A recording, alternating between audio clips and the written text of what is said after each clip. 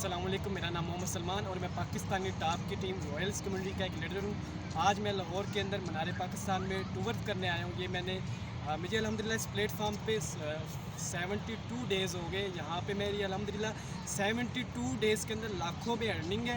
और इससे पहले मैंने कश्मीर का टूर किया। कश्मीर के अंदर जो टॉप की जगह है पीर चिनासी, उसकी भी आपने मेरी वीडियो देखी थी, उधर भी मैंने टूर किया था। और आज मैं मनार पाकिस्तान इधर घूमने आया हूँ। तो ये देखें, यंग उम्र है अल्हम्दुलिल्लाह, इस उम्र में मैं कमा रहा हूँ। ये सिस्टम की खूबसूरती है, ये ब्रांड सिस्टम है मेटाफोर्स।